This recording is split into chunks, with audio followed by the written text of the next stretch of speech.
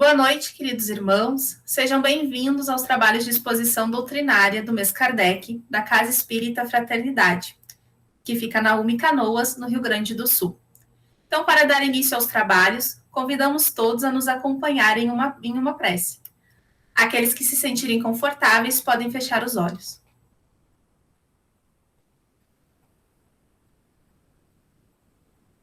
Querido Pai de amor e bondade, gratos somos por essa oportunidade de estarmos participando desse trabalho da noite, que nos auxilia no nosso esclarecimento, no nosso aprimoramento.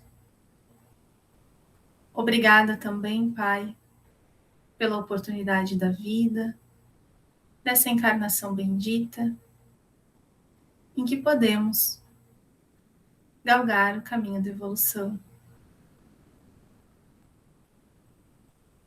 Obrigada também ao Mestre Amigo Jesus por estar conosco nesse trabalho, por nos permitir também trabalhar nessa seara de amor. Que os bons amigos possam estar conosco durante os trabalhos da noite.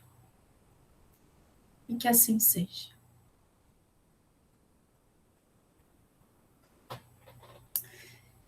Então, queridos amigos, o nosso convidado para a condução do trabalho de hoje é o palestrante Geraldo Campetti Sobrinho.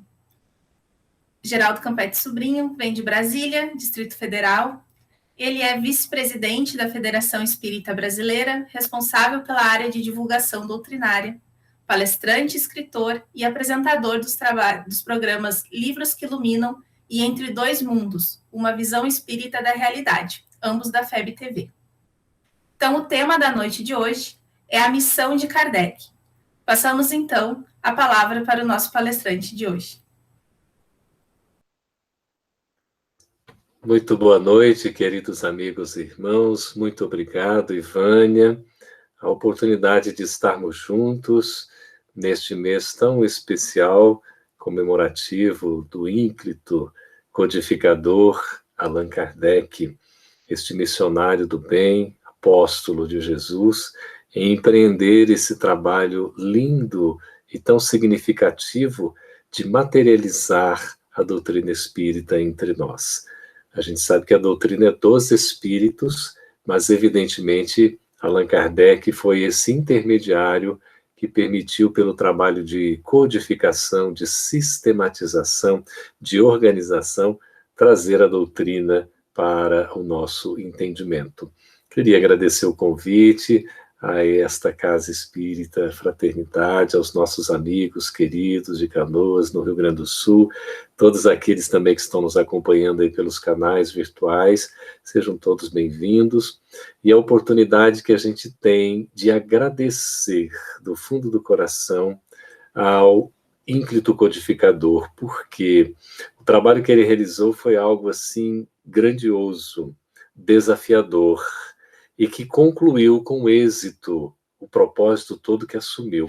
Então eu queria trazer para a nossa reflexão esta obra que é tão significativa, Allan Kardec, o educador e o codificador, de Zeus Van Tuyl e Francisco Thyssen. Francisco Thyssen, inclusive, gaúcho, não é? E foi presidente da Federação Espírita Brasileira entre os anos de 1975 a 1990, presidente durante 15 anos. E nós tivemos a oportunidade de, nessa reedição desta obra, fazer aqui uma apresentação que eu gostaria de compartilhar com vocês, porque é vinculada diretamente ao trabalho missionário de Allan Kardec. Inicialmente, a gente diz que tudo o que a gente pode falar ou escrever ainda será insuficiente para traduzir o monumental trabalho da codificação espírita empreendido por Allan Kardec. Nós sabemos que Hippolyte Léon Denisard Rivail nasceu no dia 3 de outubro de 1804 e desencarnou no dia 31 de março de 1869. Portanto, com 64 anos, né? Quase 65, mas 65 incompletos. Competente profissional da educação formal dos homens. Veja que Kardec, ele era um profissional da educação, era um educador.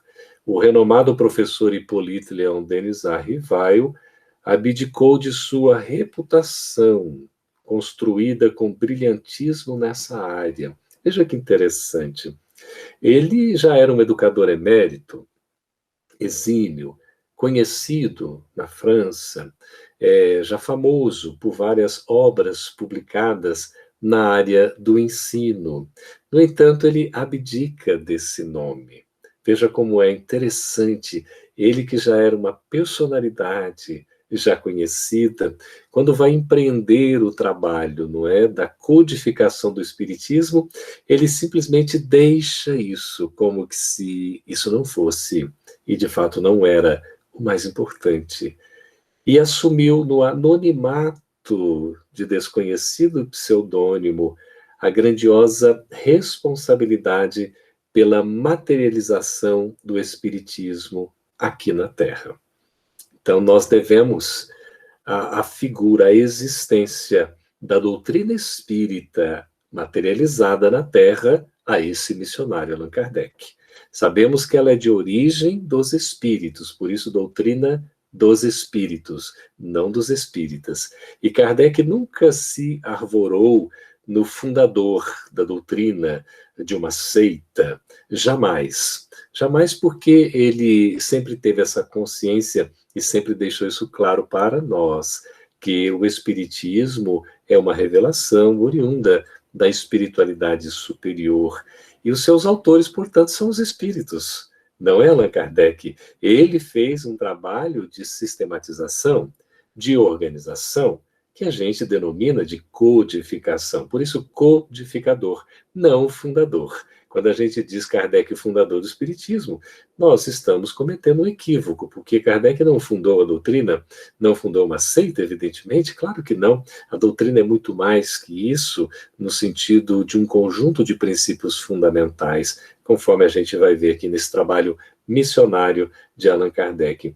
Então, tem uma característica fundamental quando Kardec ele abdica do seu nome como personalidade reconhecida na França, ele dá um testemunho de humildade. Então, ele já se coloca como aquele que não tem outros interesses. Interesses, por exemplo, de vaidade, de orgulho intelectual, de querer se destacar, né, diante da sociedade, nada disso. Ele tem uma consciência plena do trabalho que haveria de desenvolver e do compromisso assumido adredemente com Jesus para ser esse intermediário. Então, ele deixa do nome, da personalidade, e adota um pseudônimo. Esse nome Allan Kardec é um nome que ele teve, depois foi revelado espiritualmente, numa encarnação na antiga Gália, com esse nome, como um druida. Já à época, os druidas acreditavam na imortalidade, na comunicabilidade, até mesmo na reencarnação. E, curiosamente, Kardec não aceitou a reencarnação logo de cara. Teve todo um trabalho até para, digamos assim, dar esta consolidação do raciocínio, da logicidade, da pesquisa, da investigação, de um espírito positivista, no sentido de sempre amparar a crença, não de uma forma, digamos assim, esotérica, ou misteriosa, ou sobrenatural, mas sempre buscando o respaldo na ciência, na filosofia e nesse entendimento das questões da espiritualidade com uma visão ética, moral, um tanto quanto transcendente.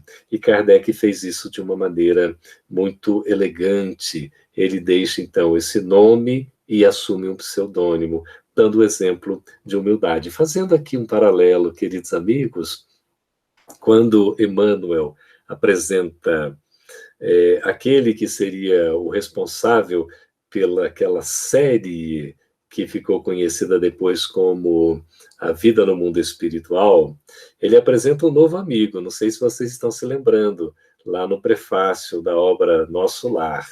Aí, quando apresenta esse novo amigo, né, ele ainda não tinha um nome propriamente. E eles estavam diante de uma reunião em que, ao lado de Chico Xavier, o médium, estava o seu irmão, que, aliás, lhe deu um amparo muito grande no trabalho enquanto esteve encarnado, ao lado de Chico. Esse seu irmão prestou uma grande contribuição ao Chico, um auxílio considerável. Então, Chico Xavier, naquele jeito mineiro dele, pergunta como é que deveria chamar, então, esse novo amigo, não é? Aí, esse novo amigo, apontando para quem estava ao lado de Chico, pergunta, como é que chama esse senhor que está ao seu lado? Aí ele diz André Luiz.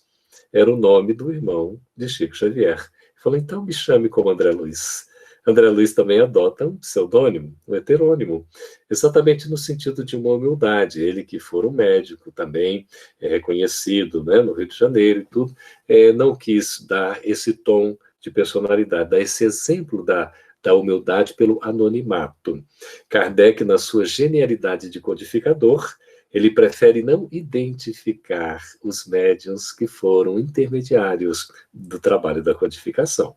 Veja que não há o registro dos nomes dos médiuns, porque ele sempre ensinou que o mais importante não eram os nomes, a identificação das personalidades, mas sim a obra em si, o trabalho realizado. Evidentemente, os espíritos se identificaram até por uma questão de autenticidade, não é? Isso foi fundamental no trabalho da própria codificação. Mas os intermediários, até por uma busca de humildade, né, de não confundir o trabalho, ficaram também nesse anonimato que Allan Kardec dá, adotando esse pseudônimo. Então, ele assume, né, no anonimato desconhecido aí, sem dar importância a si, a pessoa, né, a persona, a personalidade, mas sim assume a grandiosa responsabilidade de materializar o Espiritismo aqui na Terra. Realizou um hercúleo trabalho, um trabalho gigantesco, um trabalho de peso, esse trabalho de solidariedade e de tolerância. Ele adota até aquela tríade, né, do trabalho, solidariedade e tolerância, desde o seu aprendizado nas escolas, não é, em Yverdon, com Pestalozzi. Então, ele adota isso como um princípio fundamental durante toda a sua vida, com o objetivo de promover a efetiva educação espiritual do ser humano na plenitude de sua imortalidade. Então, já estava se dirigindo a Allan Kardec como intermediário dos espíritos, embora não fosse, assim, dito diretamente médium ostensivo, mas era médium com certeza pela percepção, pela compreensão, pelo raciocínio que tinha, né, pelo tirocínio, digamos assim, a inteligência, né, a argúcia de Kardec em observar todas as coisas e de ter a sensibilidade ao mesmo tempo, né, de permitir esta presença espiritual para que pudesse orientar todo o trabalho que ele realizou. Mas um trabalho voltado para a educação espiritual. Quando a gente vê, estuda o objetivo do Espiritismo, no Prolegômenos de O Livro dos Espíritos, que é uma espécie de como se fosse um prefácio, não é, da obra, que inclusive é assinado por vários espíritos. Então você tem ali Santo Agostinho, São Luís, Sansão, Fenelon, Franklin, tem Sócrates, tem Platão, o Espírito da Verdade, né? E vários outros espíritos. Ali é colocado que o Espiritismo ele veio promover a regeneração social da humanidade. Então é um trabalho grandioso, promover a regeneração social da humanidade terrena. É uma revelação que vem, de fato, modificar, mudar as estruturas ético-morais do mundo, trabalhando o coração e a mente de cada um, totalmente fundamentado no Evangelho de Jesus. Por isso esse trabalho grandioso. E nós aprendemos também com o Espiritismo que essa regeneração social da humanidade, ela só se dará pela renovação íntima de cada um de nós. Então, há necessidade de cada um nos transformarmos.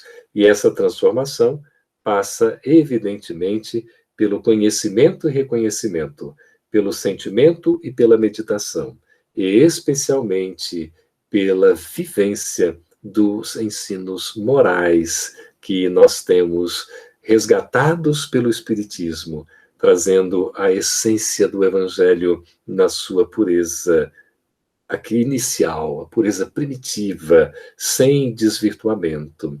E a gente vê como isso é bonito, porque nessas virtudes nós vamos ter o que é a essência para a nossa educação. Todos estamos aqui para sermos educados.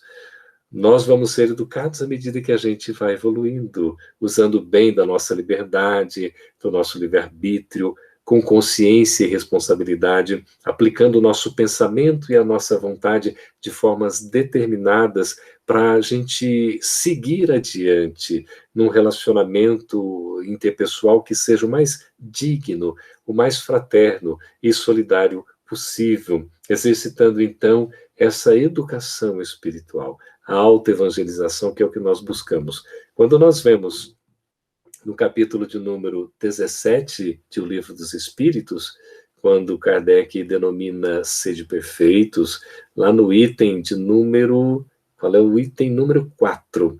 Ele vai dizer dos bons espíritas, ele vai dizer que reconhece-se o verdadeiro espírita pela sua transformação moral, pelos esforços que emprega em domar as suas más inclinações. Então vejamos como é significativo esse trabalho que Kardec realiza para trazer para nós que o espírita verdadeiro é reconhecido. Ele é reconhecido, ele é identificado, ele não se mostra, ele não faz propaganda de si mesmo, ele não é uma estrela, ele não escreve na testa, eu sou espírita. E é tão interessante que, até algum tempo, a gente nem se dizia espírita e as pessoas identificavam a gente. Ah, você é espírita, bem que eu sabia, você não falou nada, mas eu reconheci. Por quê? Pelo jeito, né? Pela forma, pela maneira de se colocar. Não é que sejamos seres, evidentemente, superiores, muito menos perfeitos, mas se reconhecia aquele esforço, a busca, não é isso?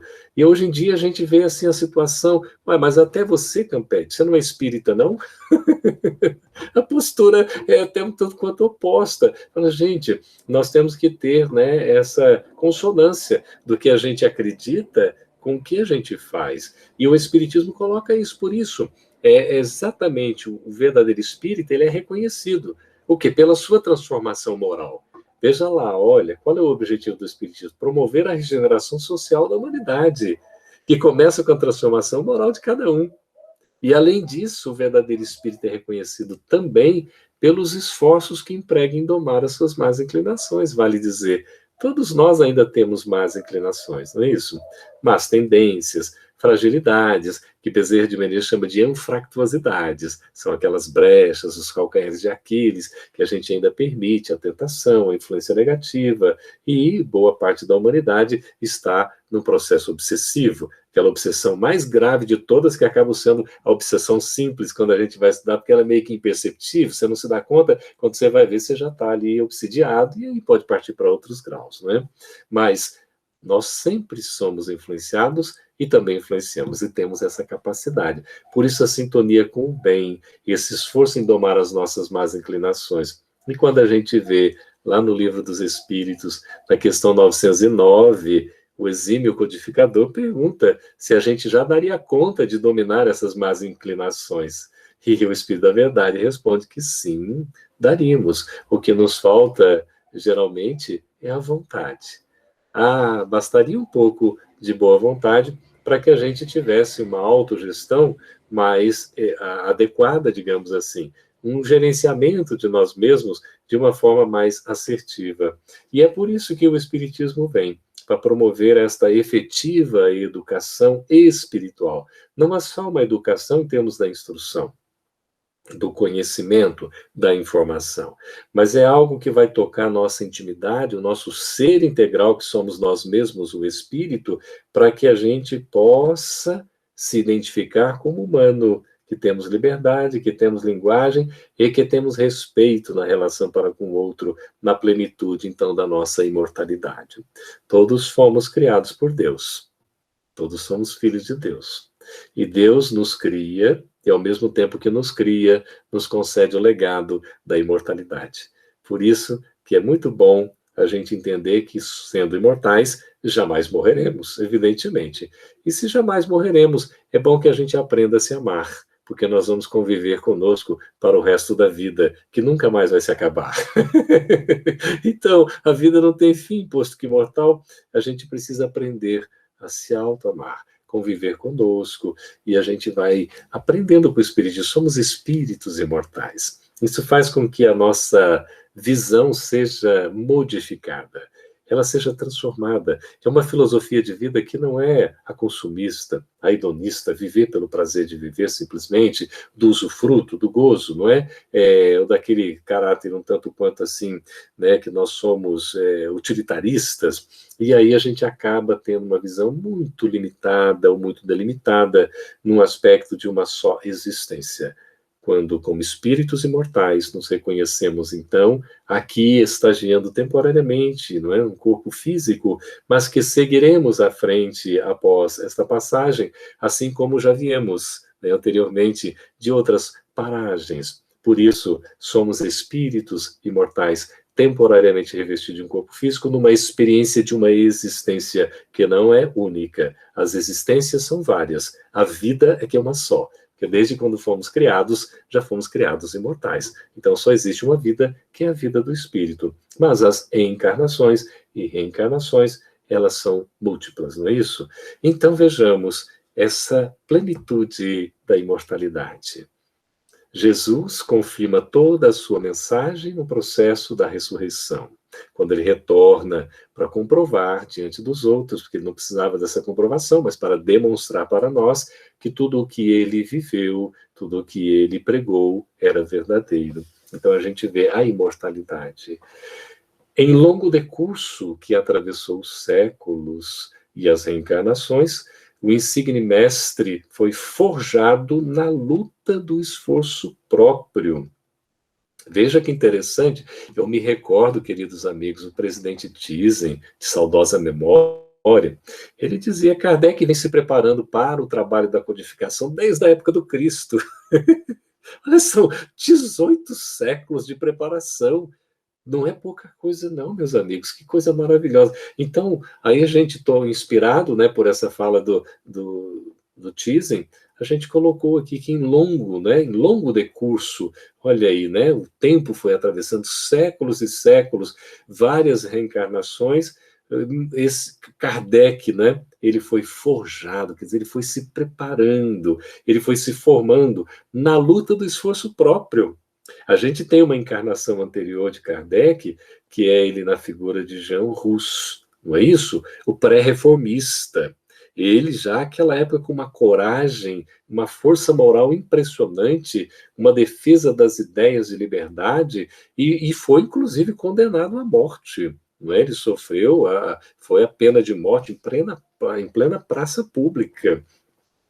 Naquelas aqueles espetáculos dantescos da Inquisição, não é? Da Igreja que não aceitava dogmática, qualquer coisa que era diferente, né? Ela, enfim, o indivíduo era morto, né? Vários, inclusive, que a Igreja acabou condenando pela pena capital, depois canonizou. Ela mata, depois canoniza. É uma coisa assim, pelo menos reconheceu, né, o valor de alguns.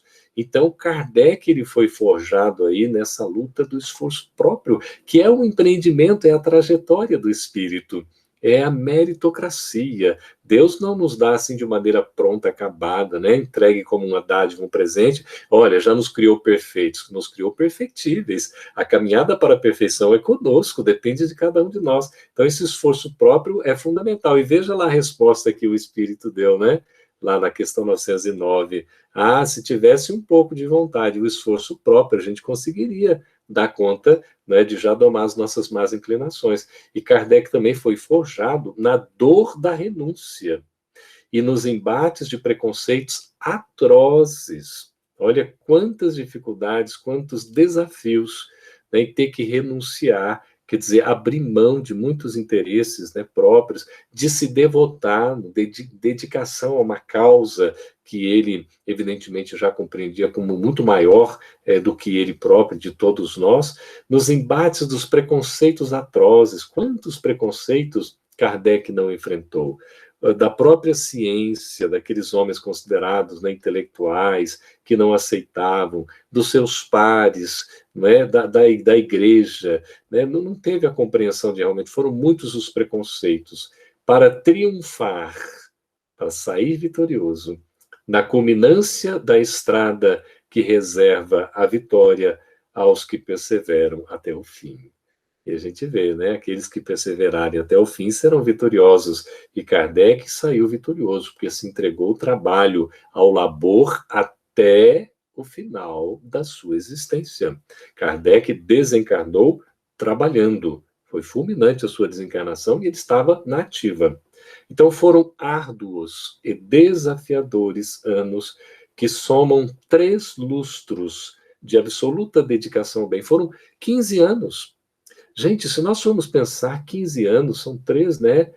3 lustros, acaba sendo tempo pequeno, não é não?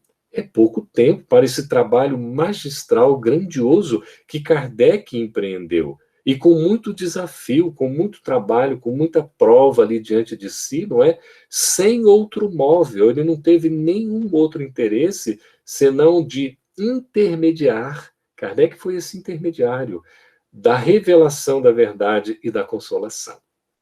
Por isso, o Espiritismo é o consolador prometido por Jesus. Não é isso? Está anotado por João no capítulo 15, aliás, capítulo 14, versículos 15 a 17, também no 26. Mas se me amais, guardai os meus mandamentos, e eu vos enviarei um outro consolador, o Espírito de verdade, ou da verdade, ou a verdade, para que fique eternamente convosco. Então, veja, é essa revelação. E Kardec vai nos ensinar em A Gênese, no capítulo 1, quando fala do caráter da revelação espírita, que só há revelação quando há verdade. Então, não há a revelação quando é mentira. O próprio Cristo já combatia a mentira, as fake news, já na sua época, quando dizia em verdade vos digo. E aí sempre trazia um ensinamento transcendente, aquele que ia além do conhecimento daquela época e transcende, inclusive, muitas dos conhecimentos, das informações que nós temos até hoje. Ouvindo recentemente um expoente da política brasileira, ele já, né, assim, nos seus 90 e poucos anos, aí o entrevistador perguntou o que o preocupava, qual era, assim, né, a maior preocupação que ele tinha, talvez algum medo nessa etapa da vida.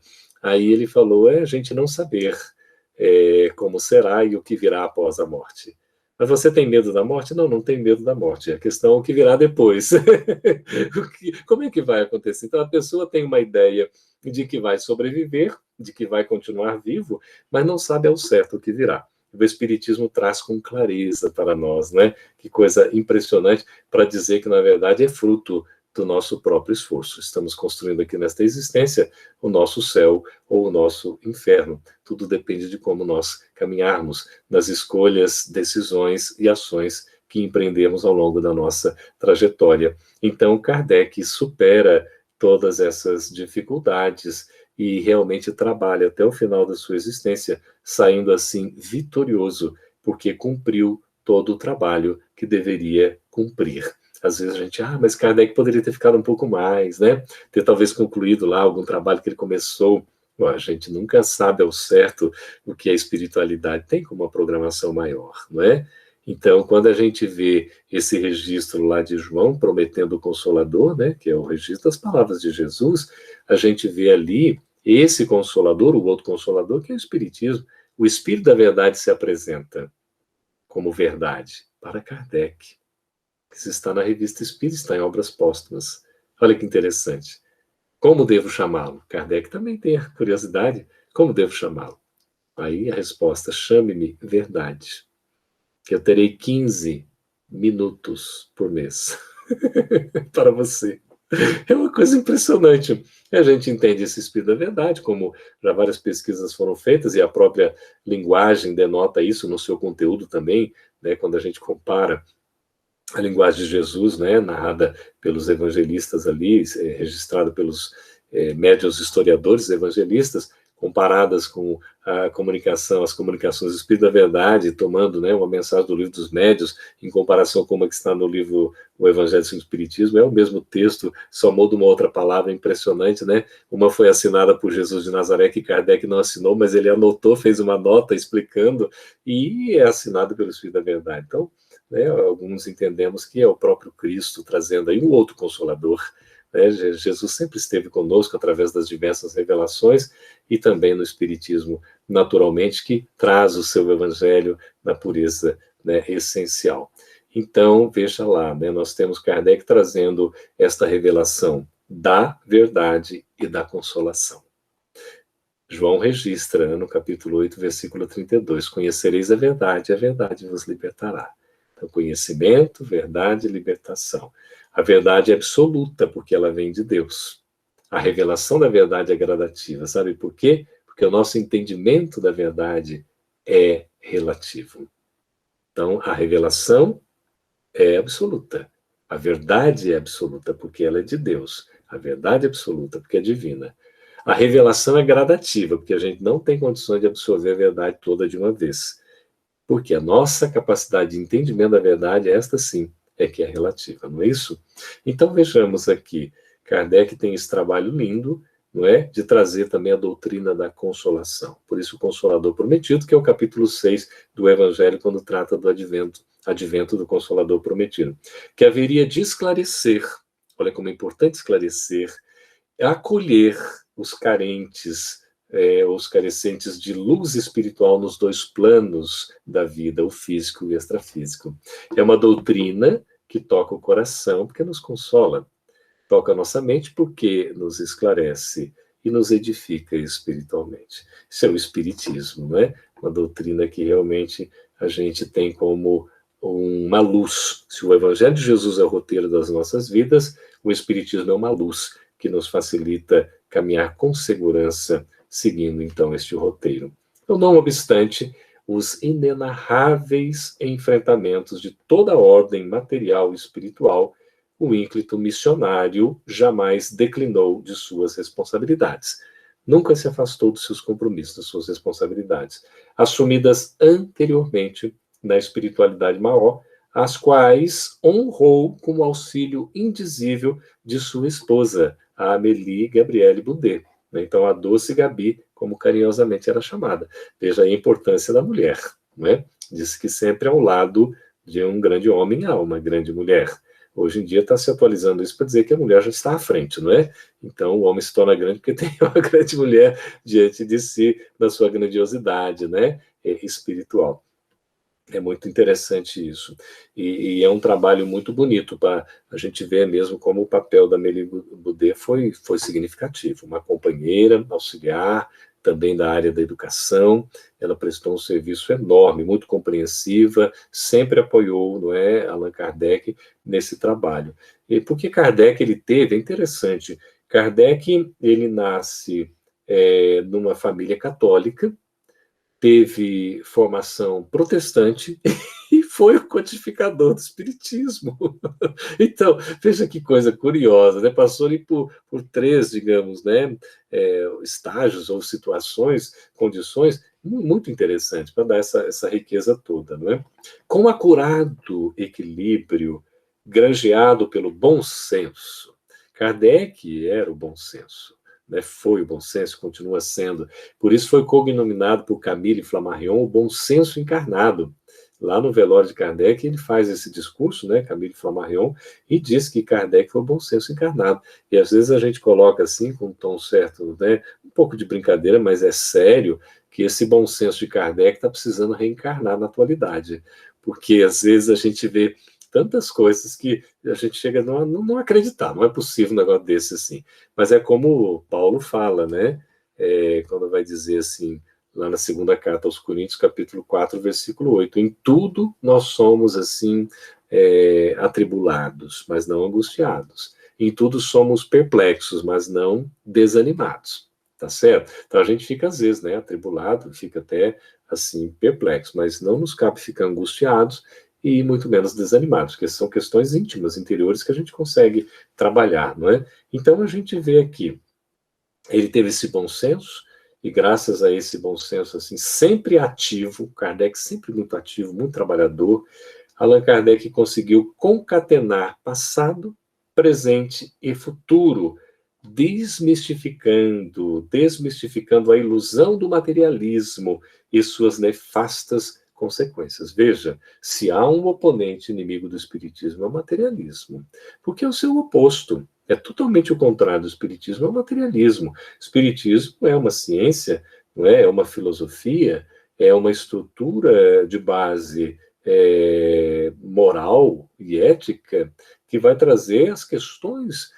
transcendentes da espiritualidade. O materialismo, ele se atém à questão exclusiva da matéria para dizer que nada existe além, nada transcende, não é? Então é muito assim, é muito limitante, é muito restritivo. Quando a gente vê essas perspectivas, elas ficam adstritas aqui ao hoje, ao agora, à vida presente, essa existência com relação ao materialismo, e também para a perspectiva que praticamente não existe quanto ao futuro, concordo? Ora, né, vai acabar tudo mesmo, então por que eu vou ser bom, por que eu vou ser honesto, vou ser ético, não é? Diante de tudo isso, qual a razão a gente busca, não é? Se a gente foi criado, de repente tem só uma existência e depois é destruído. Não tem o mínimo sentido, não é? A gente verifica. E é engraçado que vários materialistas são intelectuais, né? Porque eles não são propriamente numa crença na questão desse que não existe uma sequência, né? Ou propriamente na imortalidade, mas é muito mais uma reação à estrutura tradicionalista, histórica e dogmática que a igreja atribuiu à religião ao longo do seu processo, né, de evolução da compreensão humana.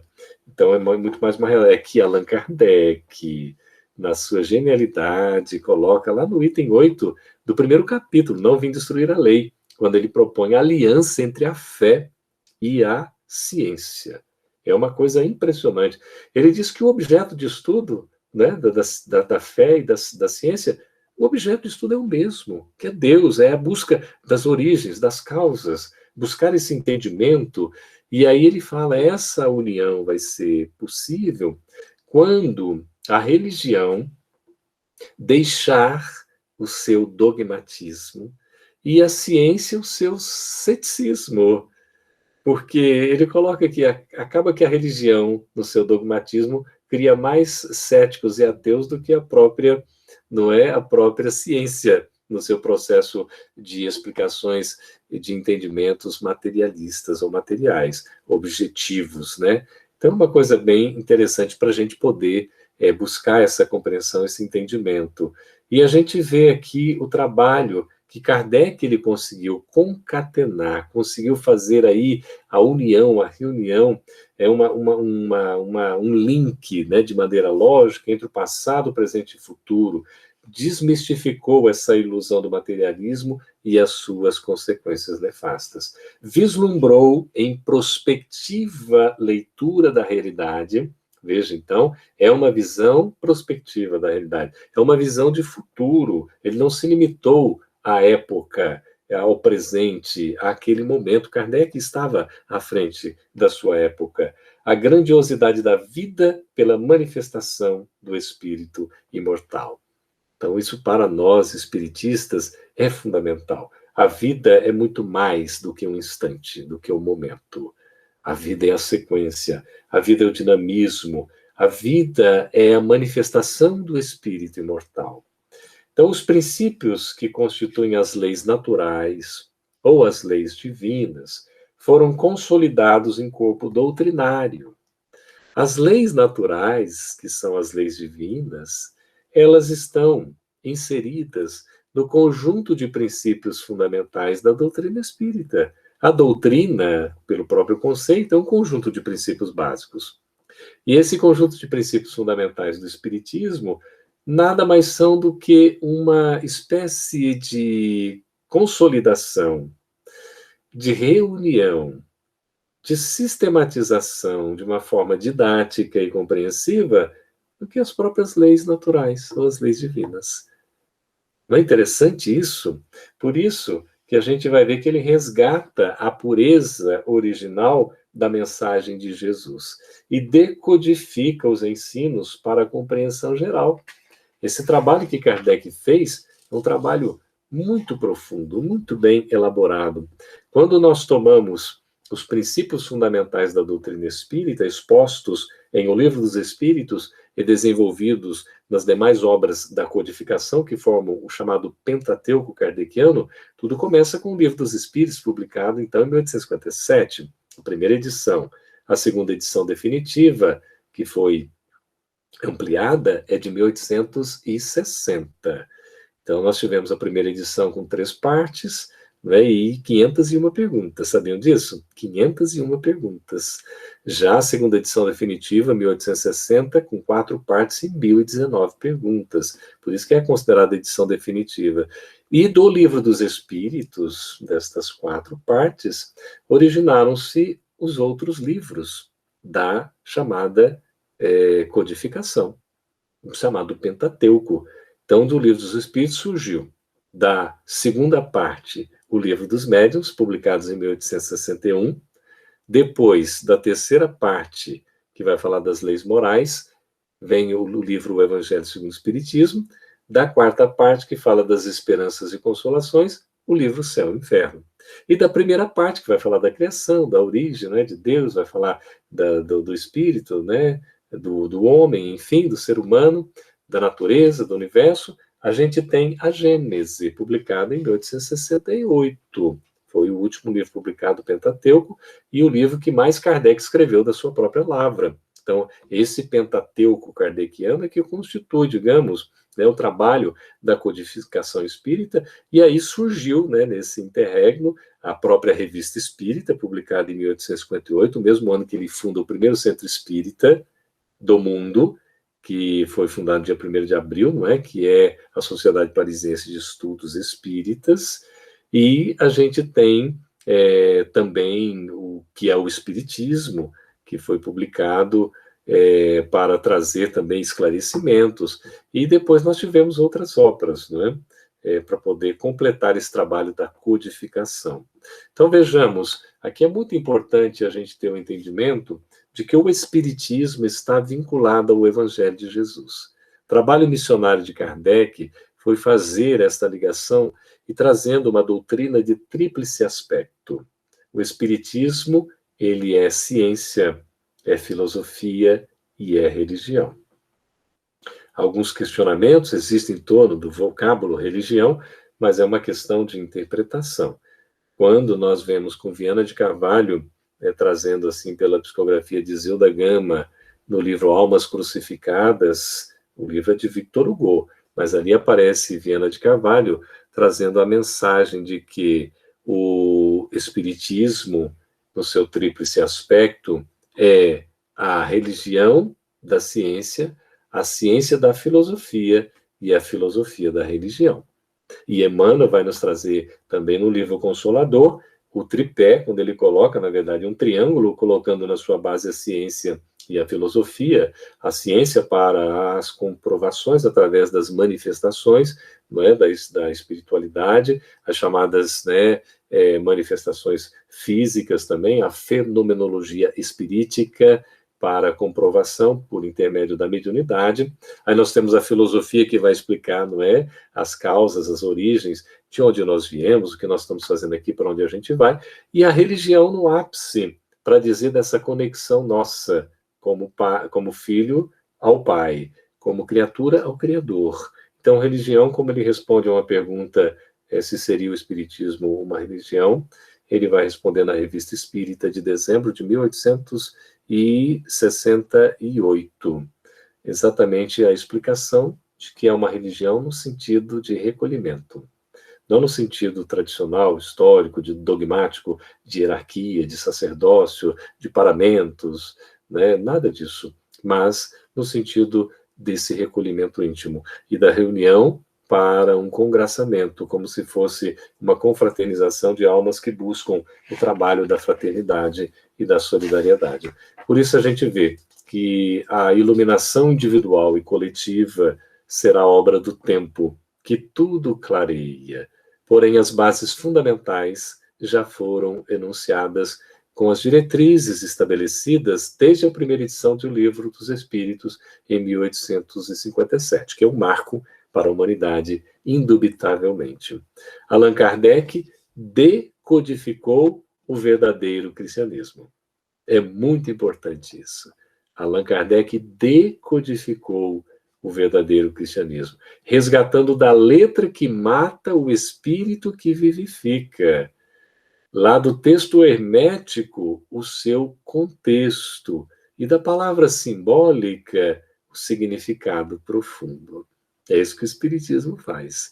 Tira da letra que mata o espírito que vivifica, do texto, tira o contexto para a gente poder entender, e da palavra simbólica vai no seu sentido, no seu significado, não é isso? Facilitou a todos o acesso, então, à verdade, por intermédio da terceira revelação, que haverá de permanecer eternamente entre nós, como coloca João Evangelista, citando as palavras do Cristo, no capítulo 14, lá nos versículos 15 a 17. Ali o 26 coloca que vai ficar eternamente conosco. Ora, se vai ficar eternamente conosco, em princípio, a gente vê que não há necessidade de uma outra revelação, não é? Basta a gente fazer um bom uso dessa, porque nós temos todos os elementos necessários para a nossa evolução. Nesses princípios, como são a existência de Deus, a existência, a imortalidade e a conservação da individualidade do espírito após a morte, a comunicabilidade dos espíritos pela mediunidade, não é isso? A questão da reencarnação, a pluralidade das existências físicas, então. E nós entendermos a lei de causa e efeito, sempre associada à nossa liberdade, ao nosso livre-arbítrio, a lei de evolução e a pluralidade dos mundos habitados, nós temos aí nesses princípios toda a orientação, toda a compreensão que nós precisamos, então, para trabalhar a nossa autoeducação, a nossa transformação moral, a nossa melhoria íntima, que é o objetivo da doutrina espírita. Estamos todos aqui para nos melhorar. Então, nós temos, assim, uma gratidão profunda a esse espírito missionário, Allan Kardec. Foi um homem que esteve além do seu tempo, com uma visão prospectiva, uma visão de futuro admirável, que venceu o tempo conseguindo unir o passado, o presente e o futuro para executar com maestria e fidelidade o compromisso assumido junto do próprio Cristo em codificar a doutrina espírita. O Espiritismo, que é uma luz que nos esclarece, o Espiritismo, que é um farol que ilumina o nosso caminho, o Espiritismo, que nos traz a compreensão e o entendimento, e simultaneamente o consolo e a disposição para a renovação, seguindo a mensagem de Jesus na Boa Nova, que nos inova, porque nos renova, nos transformando para melhor. É uma trajetória admirável, que merece o nosso reconhecimento. Por isso, a Allan Kardec, a nossa gratidão, o nosso gesto de reconhecimento e de amor por esse nosso irmão, grandioso espírito, disciplinado, dedicado e incansável, que operou este milagre como obra da fé, de uma fé ativa, que consegue realizar, que consegue apresentar os melhores resultados através de uma dedicação. Espírito devotado, espírito que renunciou à sua própria existência, no sentido de não ter interesses particulares, pessoais, que abriu mão do seu próprio nome de renome, de personalidade, para se dedicar inteiramente à causa e deixar para nós este legado que é o Espiritismo. Allan Kardec, muito obrigado. Agradecemos, então, ao nosso amigo Geraldo Campetti por nos conduzir nesse trabalho sobre a missão do nosso amado codificador Allan Kardec. Vamos, então, agora fazer a nossa prece de encerramento para o trabalho.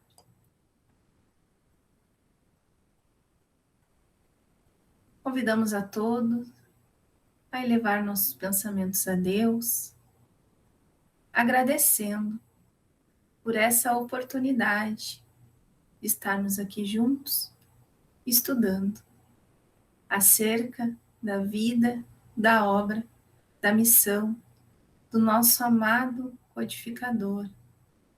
Gratos somos a Ti, Allan Kardec, pelo trabalho desenvolvido que nos permite estarmos reunidos aqui essa noite, com corações amigos.